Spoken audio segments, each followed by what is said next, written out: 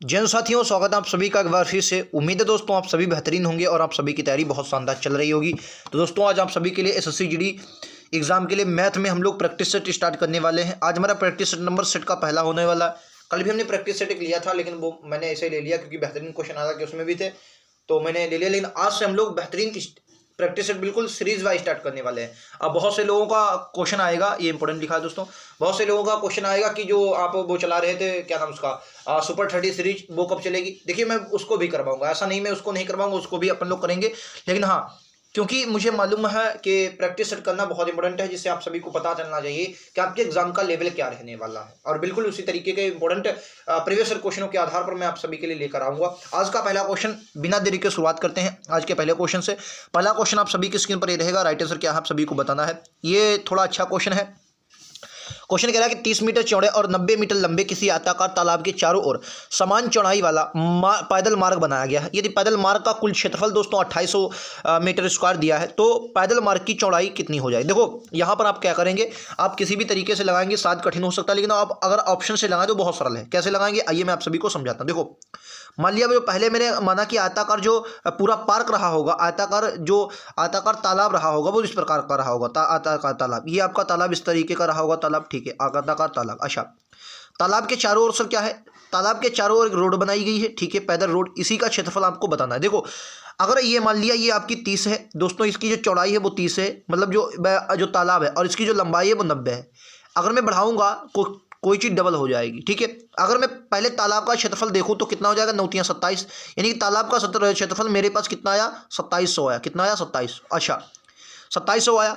अगर मैं इस 2800 को इसमें जोड़ देता हूं, 2800 को इसमें जोड़ देता हूं, तो मेरे पास कुल कितना आ रहा है। 2800 को अगर मैं इसमें जोड़ देता हूं तो कुल मेरे पास कितना आ रहा है, तो आप क्या बोलेंगे, 2800 को अगर मैं जोड़ देता हूं तो 0 0 8 7 15 5 5500।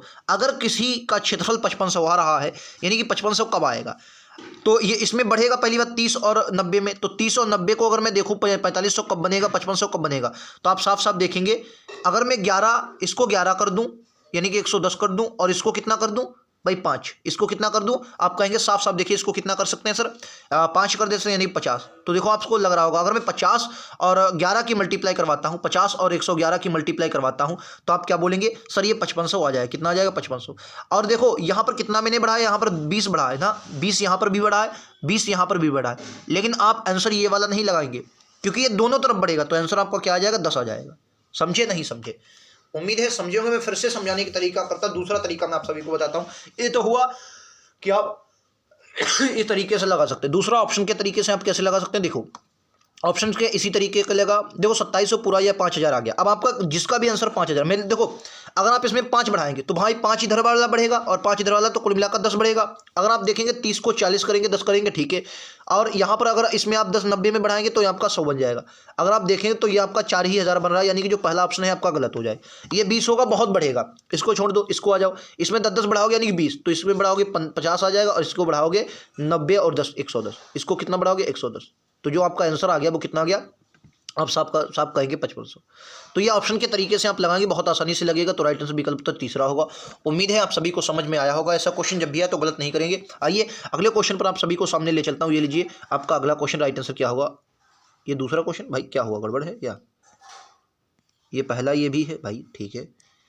दूसरा ये रहा, दूसरा अच्छा ये दूसरा है। दूसरा क्वेश्चन क्या करा, 21 मीटर और 42 मीटर लंबाई की 2 समान रस्सियों को समान टुकड़ों वाले में काटा जाता है, तो प्रत्येक टुकड़े की अधिकतम संभव लंबाई क्या हो सकती है। प्रत्येक टुकड़े की अधिकतम संभव लंबाई क्या हो सकती है। इस क्वेश्चन को आपको कुछ नहीं पता है, आपको बस तरीका पता होना चाहिए। इन दोनों का जो मासा आएगा 21 और 42 का, वही आपका राइट आंसर हो। तो 21 और 42 का मासा अगर देखेंगे तो मासा 21 इसका आएगा, तो राइट आंसर आपका 21 ही होगा। क्योंकि सबसे लंबा क्या बुरा है, उसने टुकड़े की अधिकतम संभव लंबाई, तो अधिकतम संभव लाइन का मासा ही हो सकता है भाई। अधिकतम 21 ही होगी, तो राइट आंसर क्या होगा, अधिकतम आपका 21 हो जाएगा।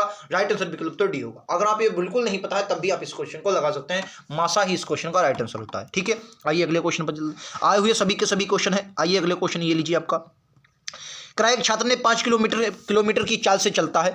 जब अपनी चाल को बढ़ाकर 6 किलोमीटर कर देता है तो वह स्कूल में 20 मिनट पहले पहुंच जाता है। देखो पहले मान लिया उसकी चाल 6 थी, बाद में उसने 5 कर दी। अगर मैं मान लूँ कुल दूरी कितनी थी भाई, 30 थी, यानी कि जो यहाँ पर देखो ये आपका चाल आ गई, ये आपकी कुल दूरी आ गई, यानी कि जो समय लग रहा होगा यहाँ से उसे 6 किलोमीटर 6 मिनट मतलब 6 घंटे लग रहे होंगे क्योंकि 4 किलोमीटर प्रति घंटे में है, ठीक है। और यहाँ से जो उसे समय लग रहा हो 5 घंटे लग रहा होगा, यानी कि कितना कम लग रहा है, तो आप कहेंगे 1 घंटा, तो मैं 1 घंटा को 60 मिनट लिख लूँ, आप कहेंगे बिल्कुल लिख सकता हूँ, यानी कि कुल मिलाकर 60 मिनट कम लग रहा है। तो 60 मिनट की जो वैल्यू दी कितनी दी है 20 मिनट, यानी कि अगर मैं देखूँ तो 20/60 इसे लिख सकता हूँ, बिल्कुल सही, यानी कि जो समय आपका आ जाएगा 1/3 आ जाएगा, ठीक है। तो इसका भी 1/3 आप निकाल देंगे, तो 3 से काटोगे 10 किलोमीटर। इस क्वेश्चन का राइट आंसर विकल्प उत्तर चौथे के साथ जाएंगे।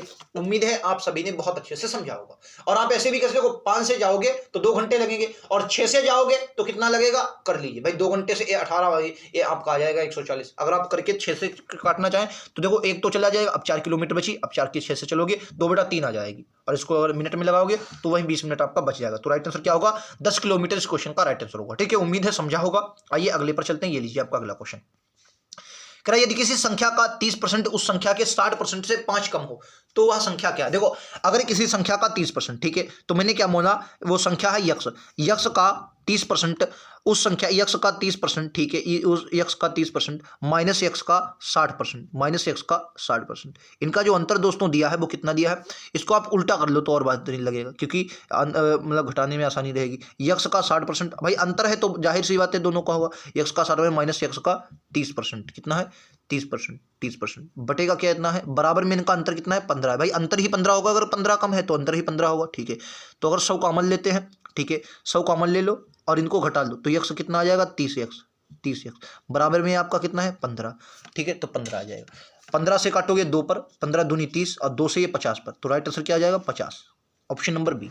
उम्मीद है आप सभी ने समझा होगा। 50 का 30 निकालोगे 30% तो आपका 5 15 निकलेगा, और अगर 60 पर निकालोगे 5 का 30 निकलेगा, तो कितना कम है 15 ही कम है। चलिए आइए अगले पर चलते हैं। ये लीजिए आपका अगला क्वेश्चन, क्या मूलधन 12,500 पर 2 सही 3/4 वर्ष के लिए 12% की चक्रवृद्धि ब्याज की दर पर ज्ञात करना है, तो ब्याज कितना होगा ये आपको बताने। देखो बहुत ईजी क्वेश्चन, आप इसको कर सकते हैं। देखो तरीके आपको पता होने चाहिए, तरीका क्या है आप सभी को पता होना चाहिए। देखो मान लिया 12% की पहले फ्रैक्शन वैल्यू निकालो, तो 12% के लिए 100 करोगे, 4 से काटोगे 4 3 12 और 25 चक्कू 100, यानी कि जो ब्याज होगा वो 25 से आपका 28 जाएगा, ठीक है, 25 से 28 जाएगा, ठीक है सर। यानी कि पहले वर्ष जो हमारा ब्याज गया वो 25 से 28, ठीक है, क्योंकि 2 वर्षों का है तो 2 वर्षों में जो हमारा ब्याज आएगा वो कितना जाएगा दोस्तों 25 से 28, ठीक है। तीसरे वर्ष क्योंकि उसने 3/4 का बूझा है, 3/4 का बूझा है, तो 3/4 में आपका हो जाएगा 100/109, 100 बटे कितना हो जाएगा 109, ठीक है, 3 3 9। क्यों किया आइए मैं बता देता हूँ कैसे किया। भाई देखो ये आपका कितना है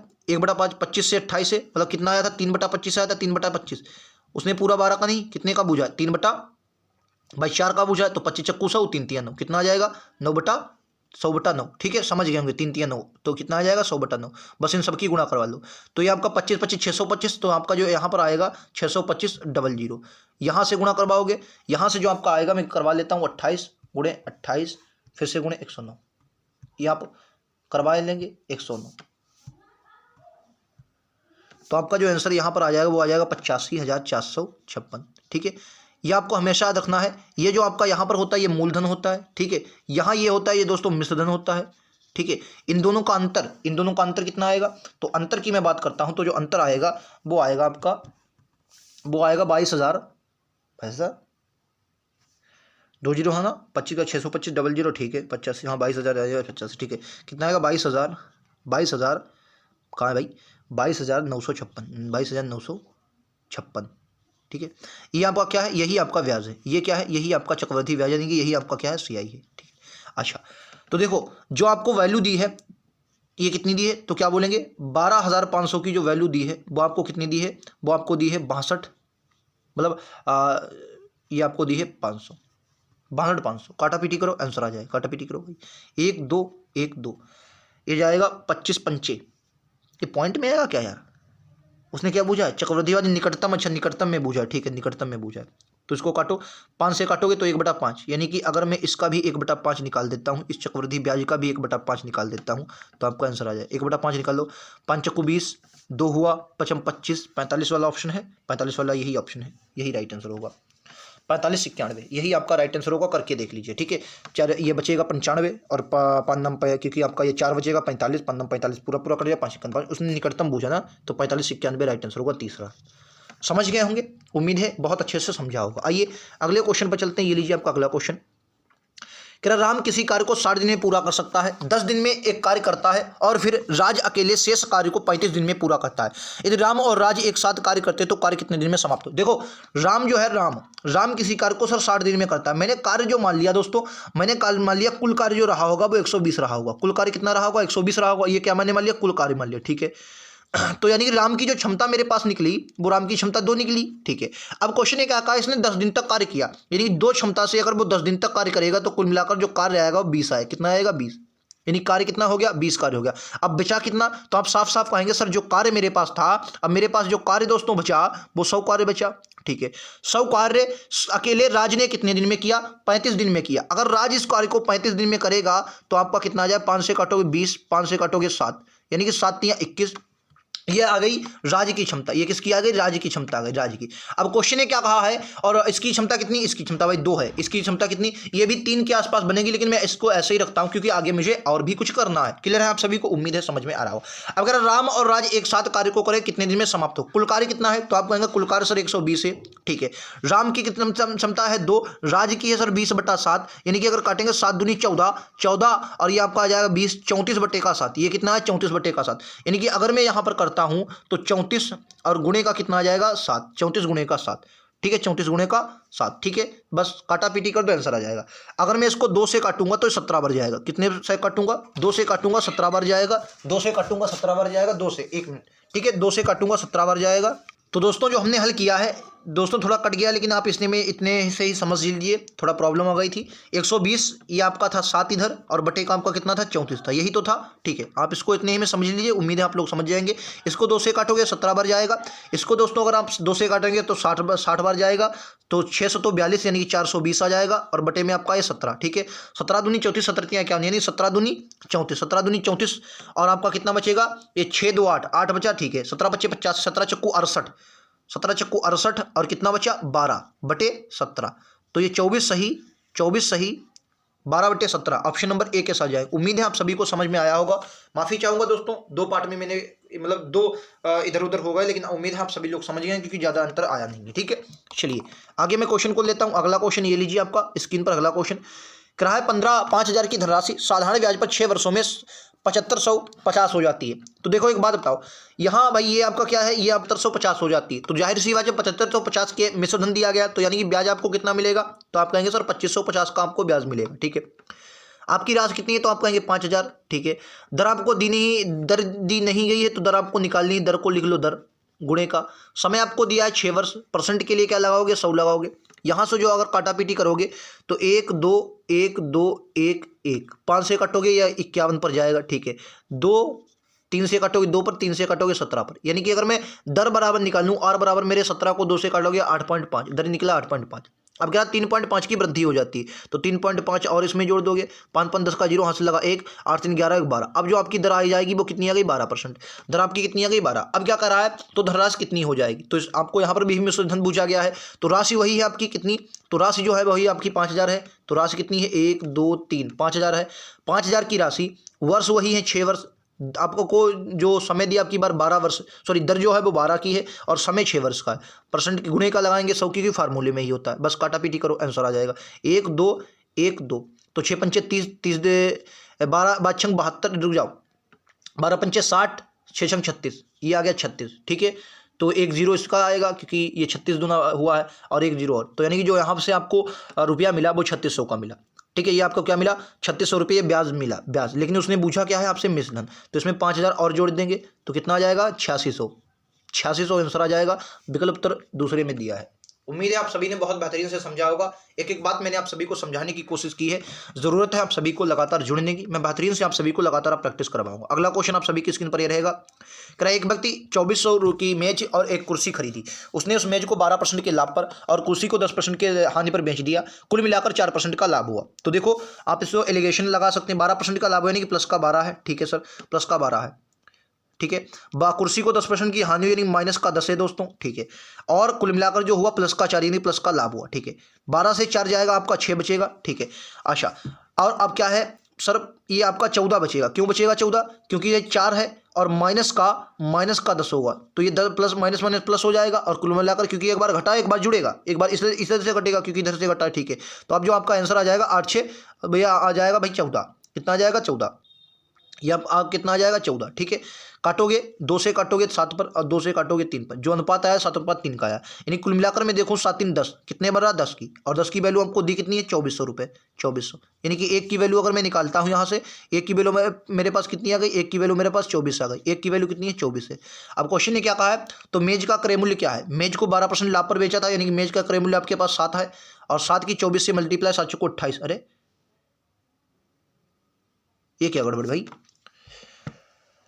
हाँ नहीं पर बेचा गया, ठीक है, कुछ गड़बड़ हुआ क्या।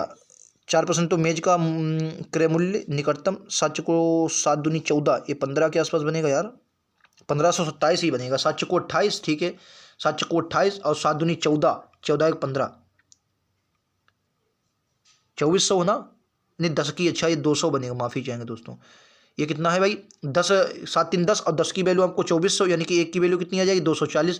अब 7 की मल्टीप्लाई इसमें करवा तो 7 जनाई 0, 7 को 28 का 8, ठीक है, हासिल लगा 2, 7 दूनी 14 और 2, यार क्या है यार, 7 को 28 2, 7 दूनी 14 2 16 बनाए, तो क्या गड़बड़। एक वजह 2400 में एक मेज और एक कुर्सी खरीदी, 2400 रुपये में एक मेज और एक कुर्सी खरीदी, ठीक है, क्या गड़बड़। मैं फिर से एक बात देखता हूँ भाई, 2400 में उसने मेज को 12% के लाभ पर, कुर्सी को 10% की हानि पर बेच दिया, कुल मिलाकर उसे 4% का लाभ हुआ, ठीक है। 12 से 4, अरे 12 से 4 जाएगा 8 बचेगा यार, माफ़ी चाहेंगे, मैं शेयर कर रहा हूँ, माफ़ी चाहेंगे दोस्तों, ये 8 बचेगा, कितना बचेगा 8, कितना बचेगा, ये आपका बचेगा 8, ये आपका कितना बचेगा 14, तो इसको काटोगे ये आपका आ जाएगा 6, सॉरी 7, ये आपका बनेगा 4, यानी 11 की 7 4 11, 11 की जो वैल्यू दी, अब तभी मैं कहूँ निकटतम वैल्यू के 11 की जो वैल्यू दी है 2400, यानी कि 2400 बटे 11, ये आ जाएगी एक की वैल्यू।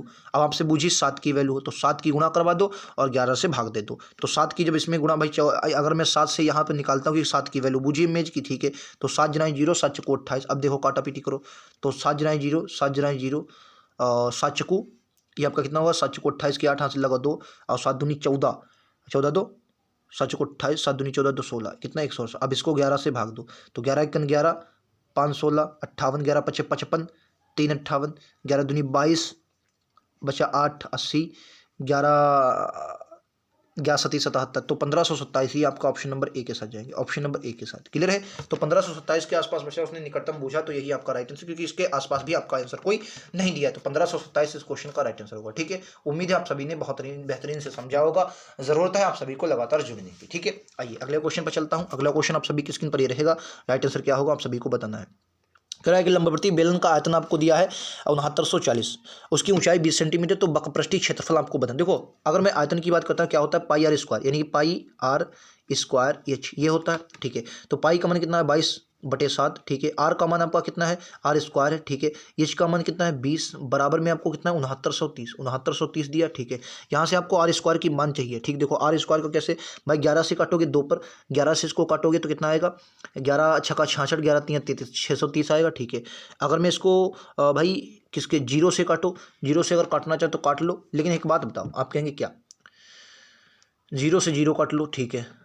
तो एक बात बताओ, अगर मैं क्या लिख सकता हूँ, इसको 7/9 लिख सकता हूँ, इसको क्या लिख सकता हूँ 7/9, यानी कि इसको मैं 7/9, यानी कि आर स्क्वायर की बात करूँ, देखो आर स्क्वायर क्या होगा, आर स्क्वायर है ना, तो आर स्क्वायर देखो 2 दूनी 4, ये तो बटे में जाएंगे, यानी कि अगर मैं देखूं आर स्क्वायर बराबर क्या मेरे पास निकलेगा, तो आप क्या बोलेंगे 7 ये है, ठीक है। इसको मैंने क्या लिखा 7, ये 63 है, 63 को मैंने क्या लिख लिया 7 गुणा 9 लिख लिया, ठीक है। और बटे में मेरा क्या है 2 और 2 4, ये क्या है 2, ये आर का मान निकलेगा, आर स्क्वायर का मान, ठीक है। अच्छा आर स्क्वायर, अगर मैं आर स्क्वायर की बात, अब आर का, क्योंकि आर स्क्वायर है तो आर का मान निकालूं तो एक साथ ही निकलेगा, 9 किसका 3 का क्यूब होता है, ठीक है, मतलब 3 का स्क्वायर, और ये 2 किसका, ये आपका किसका, ये आर का मान निकलेगा, ठीक। अब आर का मान निकला, अब उसने क्या पूछा बकप्रष्ठी, तो बकप्रष्ठ निकाल दो, बकप्रष्ठ पाई आर स्क्वायर क्या होता है 2 पाई आर एच, 2 पाई आर एच होता है, क्या होता है 2 पाई आर एच, 2 पाई 2 पाई का मान 22/7, 2 पाई आर, आर आपको कितना 7 या 21 बटे का 2, आर एच, एच कितना है, एच आपका है 20, ठीक है, एच है आपका 20, ठीक है।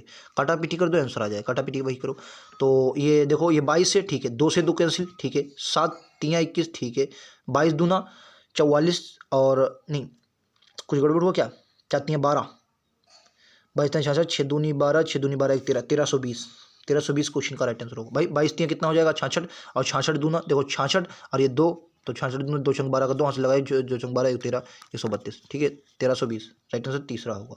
समझे होंगे, अच्छे से सभी समझ में आया होगा। आइए अगले क्वेश्चन पर चलता हूँ। ये रहा आपका अगला क्वेश्चन, बताइए राइट आंसर क्या है। करा एक धनराशि ए बी सी में के मध्य इस प्रकार विभाजित की जाती है कि ए और बी के हिस्से का 3:5 और बी और सी के अनुपात 2:7 है। तो ए का हिस्सा 3600 है, तो कुल धनराशि कितनी है। बहुत ही क्वेश्चन है, इसमें आपको सबसे पहले अनुपात निकालना होता है। देखो मैं अगर बात करूँ ए अनुपात बी अनुपात सी की, तो ए और बी का अनुपात कितना दिया है, ए अनुपात बी का 3:5 है, 3:5 है, ठीक है सर। और आपको दिया है किसका, बी और सी का, तो बी और सी का दिया है 2:7, 2:7, ठीक है। दो जहाँ पर नहीं उसको वहाँ पर रखो और आंसर लगाओ। देखो यहाँ पर भाई 5 बढ़ा दो, इधर आपका 2 बढ़ा दो, ठीक है। तो अब जो निकलेगा 2 3 6, 5 दूनी 10, 7 5 35, 7 5 35। अब ये ऐसी कोई संख्या नहीं जो इन सबको काट दे। अब इसने क्या पूछा है कि ए का जो हिस्सा है वो आपको 36 दिया है, यानी कि अगर मैं कुल देखूँ तो कुल मेरे पास धनराशि कितनी निकली, 35 10 45 45 6 51, कुल मेरे पास कितनी धनराशि 51 निकल रही है। आज जो कि 6 की वैल्यू उसने कितनी दी है 3600, 6 की वैल्यू 3600, यानी कि यहाँ से मेरे पास कितना निकलेगा 6 छंग 36, कितने गुना ज़्यादा 600 गुना। तो ये राशि भी अपने की कितनी गुना हो जाएगी 600 गुना, 6 कन 6 6 पंचे 30, कितना हो जाएगा डबल 0 30 36 30 600। ये ऑप्शन नंबर ए। उम्मीद है आप सभी लोग समझ होंगे। और अनुपात के पिछली बार लगातार एग्जाम में क्वेश्चन आए, तो इन पर आपको बेहतरीन पकड़ बनानी है और अच्छे से इन क्वेश्चनों को करना है। चलिए नेक्स्ट क्वेश्चन पर चलते हैं। अगला क्वेश्चन आप सभी की स्क्रीन पर ये रहा दोस्तों, राइट आंसर क्या होगा आप सभी को बताना है। कह रहा है एक 45 व्यक्तियों का समूह था जिसमें पुरुषों और जो महिलाएं उनके अनुपात दिया है, यानी कि अनुपात कितना है 5:9, 9 का अनुपात दिया है, 5:9 का 9 का अनुपात दिया है बिल्कुल। अगर मैं देखूं 5:9 का अनुपात दिया है, यानी कि 5 पुरुष हैं और महिलाएं 4 हैं, तो 9 9 पछे 45, 9 पछे 45, 5 गुना तो 5 25 25 हो जाएंगे, ये पुरुष हो जाएंगे, ठीक है। और जो महिलाएं आपकी हो जाएंगी 5 को 20 20 महिलाएं हो जाएंगी। क्लियर है जी। अब उसने क्या कहा कि यदि पुरुषों का औसत वजन कितना है 9.4 है और महिलाओं का औसत वजन 64.5 है, तो समूह उसके सभी व्यक्तियों का औसत वजन क्या है। देखो इनमें सबसे पहले आपको योग पता होना चाहिए। अच्छा अगर मैं इनका योग निकालूं तो 25 गुणा का मुझे कितना करना पड़ेगा 79.4 करवा दो। 25 चक्कू 100 देखो होता है, तो अगर मैं देखूँ 79.4 और गुणे का ये आपका है 25, तो यहाँ से आपको निकलेगा 1985 निकलेगा, ठीक है। अगर यहाँ देखेंगे फीमेल में तो 20 और गुणा में कितना है 64.5, ठीक है 64.5, तो ये पॉइंट तो हट जाएगा। 2 पंचे 10 का 0, 2 चक्कू 8 1 9, 2 छंग 12, ये आपका कितना निकला 1220। इन दोनों को ऐड कर दो। अगर आप इन दोनों को ऐड कर रहे होंगे तो जो आपका आंसर आएगा, इन दोनों को जोड़ दो तो जो आपका आंसर आएगा 5 आएगा, ठीक है। 5 9 8 8 8 16 17 हाथ से लगा 1, 9 2 11 1 12 का 2 हाथ से लगा 1 2 और 1 3, कितना आया 3200। यह आपका कितना है 3275, ठीक है। उम्मीद है आप सभी को समझ में आ गया होगा। 1900। अब इनका जो आपका एड आया है इन सबको जोड़ दो और फिर भाग किससे करें, कुल कितने थे 45 व्यक्ति थे, 45 तो थे, ठीक है सर 45 ही थे। तो आपका राइट आंसर क्या आ जाएगा देखो, तो आपका 3275 आ गया। अच्छा ये आपका क्या है दोनों का योग आ गया, कुल योग आ गया। अच्छा अब आपको औसत पता होता है, औसत क्या होता है योग बटे संख्या। तो योग आपका कितना है, तो आप कहेंगे सर योग हमारा है 3275, ठीक है। और संख्या आपको कितनी, व्यक्ति कितने हैं 45, बस भागा कर दो। तो 45 जो व्यक्ति आए हैं उनको हम क्या करेंगे भागा कर देंगे 45 से। तो 45 से अगर आप भागा करेंगे तो जो आपका आंसर आ जाएगा, 1 मिनट, तो ये आ जाएगा 4। अगर मैं इस क्वेश्चन को करना चाहूँ तो देखो ये 5 से कट तो जाएगा, लेकिन आप क्या करें इसको देखो 72.77 बनेगा। तो 72 पॉइंट इसे 8 आप कर सकते हैं, ठीक है। 72.77 बनेगा, 7 तो 72.8 इसे आप कर सकते हैं, ठीक है। तो राइट आंसर चौथा आ जाएगा। उम्मीद है आप सभी को समझ में आया होगा। ये इजी क्वेश्चन आप लोग कर सकते हैं। देखो क्या है भाई 25, पहले मैं आपको फिर से समझा देंगे भाई। मैंने पी का मान निकाला, पी और यम मतलब महिलाएं 20 थी, पुरुष आपके 25 थे। इनका योग निकाले, यानी पुरुषों का जो योग आ जाएगा कुल वजन उनका 1985 किलो है और आपका 1290, इन सबको जोड़ा यानी कि कुल जो औसत हमारा आया 3275 है। भाग कर दिया 45 से 72.77, यानी कि 72.8 आंसर आ गया। आइए अगले पर चलते हैं। उम्मीद है आप सभी को समझ में भी आ रहा होगा। अगला ये देखिए थोड़ा इसमें डार्क हो गया, मैं आपको समझा देता हूँ। कह रहा एक 2000 की वस्तु है, अंकित मूल्य कितना है दोस्तों 2000 की वस्तु है, ठीक है। उस पर एक 20% और 15% की क्रमिक छूट, यानी कि 20% की जब छूट दी जाए तो 80/100 होगा और 15% की जब छूट जाएगी तो 85/100 होगा। तो वस्तु का विक्रय मूल्य आपसे पूछा है, बस काटा पीटी कर दो आंसर आ जाएगा। तो 1 2 3 4, 1 2 3 4, ठीक है। तो 8 दूनी 16, 16 और 85 की मल्टीप्लाई करवा दो आंसर आ जाएगा, ठीक है। 16 पंचे 80 का 0 हासिल लगा 8, 16 पंचे 80 का 0 हासिल लगा 8, 16 अट्ठी 128 और 8 136, 136। तो आंसर जो आ जाएगा 1360 आ जाएगा। उम्मीद है आप सभी को समझ में भी आ रहा होगा। आइए अगले क्वेश्चन पर चलते हैं। ये लीजिए आपका अगला क्वेश्चन। क्या सोनू ने किसी कार्य को उतने ही समय में पूरा कर सकता है जितने समय में मनु और राज मिलकर उस कार्य को कर सकते हैं। यदि राज अकेले इस कार्य को 30 दिन में पूरा कर सकता है और सोनू और मनु मिलकर इस कार्य को 15 दिन में कर सकते हैं। जो राज है अकेले 30 दिन में कर सकता है, ठीक है, राज अकेले 30 दिन में, ठीक है। और कह रहा है सोनू और मनु इस कार्य को दोस्तों 15 दिन में कर सकते हैं। और उसने कहा कि सोनू किसी कार्य को उतने ही समय में पूरा कर सकता है जितने समय में मनु और राज कर सकते हैं, ठीक है। तो पहले आपको इनको निकालना है। अगर मैं देखूं तो कह रहा मनु अकेले इस कार्य को कितने दिन में पूरा करेगी। तो पहले इनकी क्षमता निकालो, पहले इनकी क्षमता अगर निकालो तो मैं अगर इनकी क्षमताएं निकालता हूं मतलब कुल कार्य निकालो तो 15, ये अगर मैं 30 ही कार्य मान लेता तो इनकी अगर इसकी क्षमता राज की 1 है तो इन दोनों की क्षमता कितनी है 15 दूनी 30, 15 दूनी 30 है, ठीक है भाई, इतना आया, ठीक है।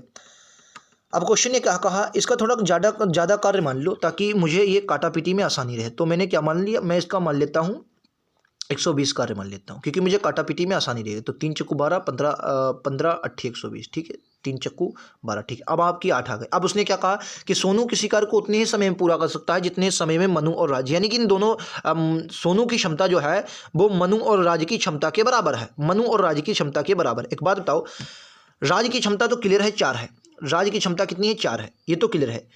अब राज की क्षमता अगर 4 है तो राज की क्षमता में मैं कितना और मिला दूं ताकि जो है वो सोनू की भी क्षमता बराबर हो जाए। इधर सोनू की और इन सोनू और मनु की दोनों की 8 दी गई है। तो अगर मैं यहाँ पर 2 ले लेता हूँ और तो यहाँ पर भैया 2 ले लेता हूँ इधर से, तो यहाँ भी 6 बचेगा। यानी कि मुझे जो 2 मिला है ये किसकी क्षमता मिली है, मनु की क्षमता मिली है, मनु की। क्लियर है, समझ गए, मनु की क्षमता मुझे 2 मिल गई है और राइट आंसर मेरे पास भी निकल आया। समझे, मैं फिर से आप सभी को समझाने की कोशिश कर रहा हूँ। क्वेश्चन क्योंकि साफ साफ कह रहा है मुझे क्या करो, और मैंने उसे ये भी कर दिया है। कहा है सोनू जितने कार्य में उतना समय ही पूरा कर सकता है जितने कार्य में समय मनु और राज मिलकर, यानी कि मनु और राज की क्षमता जो है वो सोनू के बराबर है। और राज की क्षमता आपको 4 साफ साफ दी गई क्योंकि यहाँ पर आपको दिया है, ठीक है। अच्छा, और सोनू और मनु की दोनों की 8 है। तो अगर मैं यहाँ से 2 ले लेता हूँ तो भैया यहाँ पर अगर मैं 2 ले लूँ, मनु की क्षमता मैंने 2 मान लिया तो भैया 6 हो जाएगी और यहाँ पर भी आपकी 6, यानी कि ये हमें पता चलेगी मनु की क्षमता रही होगी बस 6 रही होगी, ठीक है, बस 2 रही होगी। मनु की क्षमता कितनी आ गई 2। अब मनु की क्षमता 2 आ गई, कुल कार्य आपका 120 है, मनु की क्षमता 2 है, तो आंसर आपका कितना आएगा 60। राइट आंसर विकल्प तो दूसरा है। उम्मीद है समझे होंगे, बहुत आसानी से आपने समझने की कोशिश की होगी और यही तरीका है। लेकिन आप, मैं गारंटी लेता हूं आप किसी भी तरीके से इसको लगाएंगे नहीं लगेगा, बस आपको थोड़ा समझना होगा और अपने आप जितना समझेंगे उतना बेहतरीन लगेगा। आइए अगले क्वेश्चन पर चलते हैं, कम क्वेश्चन रहेगा। ये लीजिए, देखो ये क्वेश्चन आपको बोर्ड मास पर आधारित होते हैं। पिछली बार खूब ऐसे क्वेश्चन आए तो क्या करो, इनको थोड़ा थोड़ा हल करो। पहले इस वाले पोर्शन को हल करो। देखो इस वाले पोर्शन को अगर आप हल करेंगे तो देखो इसको हल करो, तो इसको हल करो 2 - 2/7 है, ठीक है। और भाग में आपको कितना दिया 3/7। पहले आपको का हल करना पड़ेगा, आप हटाओ 1/3। देखो अब समझो आप क्या बोलेंगे, आप कहेंगे सर एक बात बताइए, मैं कहूँगा क्या, देखो भाई 3 से 3 कैंसिल क्योंकि ये गुणे में, और भाग में है तो 7 से 7 कैंसिल, और ये आपका देखो भाई 0 से 0 गया, 2 से 2 गया तो ये आपका बचा 0, भाई 2 से 2 गया। देखो मैं फिर से समझाने की कोशिश कर रहा हूँ, मैं आप कहोगे जल्दी में, देखो भाई 1 गुणे में है तो 3 तरह ऊपर कट जाएगा, भाग में है तो आमने सामने 7 7 कैंसिल हो जाएंगे, ठीक है। 2 में से 2 गया 0, यानी कि कुल मिलाकर इसका मान 0 आया, तो ये 3 भी अपने का, क्योंकि गुणे में है तो 3 भी 0 हो जाएगा, यानी कि ये हम समझे कि इस वाले की कोई वैल्यू नहीं रहेगी क्योंकि ये सब आ गया है 0, ठीक है।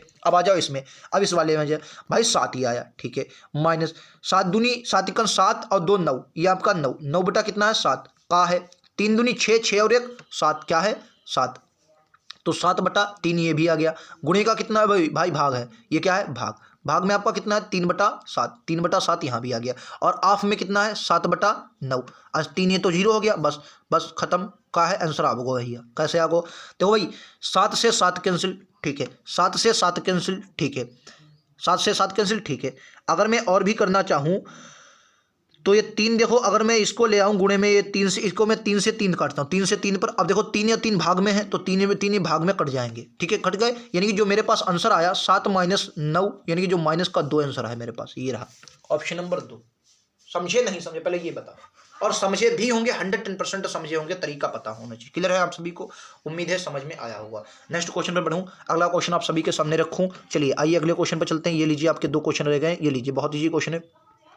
क्या छात्रावास में 40 छात्र थे, यदि 5 नए छात्र रहने आ जाते हैं, 5 नए छात्र रहने आ जाते हैं तो मेस का व्यय प्रतिदिन 48 बढ़ जाएगा, जब प्रति छात्र औसत व्यय 2 कम हो जाएगा। क्या है, मेस का व्यय मेस का वह प्रतिदिन 48 बढ़ जाएगा और प्रति छात्र औसत वह 2 कम हो जाएगा। तो मेस का मूल आरंभिक व्यय कितना था? अच्छा, इस क्वेश्चन को दोस्तों देखिए, ये क्वेश्चन अच्छा है। क्या 15 सेंटीमीटर भुजा वाले वर्ग के विकर्ण का उसकी भुजा से अनुपात क्या होता है? देखिए, ये क्वेश्चन जब भी आए तो आपको क्या करना है, ये वर्ग जो होता है, मैं आपको ऐसे ही बता देता हूँ। ये जो मान लिया एक वर्ग है, ठीक है, वर्ग की जो भुजा होती है दोस्तों वो ए होती है, ठीक है। अच्छा, जो इसका विकर्ण होता है वो हमेशा जो होता है वो a√2 होता है, ठीक है। तो इसका विकर्ण जो अनुपात आएगा क्या, वर्ग के विकर्ण और उसकी भुजा से, तो विकर्ण का अनुपात कितना होगा, a√2, और भुजा कितनी ए, तो ए कट जाएगा, तो √2:1, ये आपका आंसर आएगा चौथा, ठीक है। उम्मीद है आप सभी को क्लास पसंद आई होगी। 15 क्वेश्चन हमने इस वीडियो में किए हैं, अच्छे से क्वेश्चन को किए हैं। अगर समझ में आया हो तो एक बार लाइक से सब्सक्राइब जरूर करें। मिलते हैं अगले वीडियो में, आज के लिए इतना ही। थैंक यू दोस्तों, जय हिंद, जय भारत।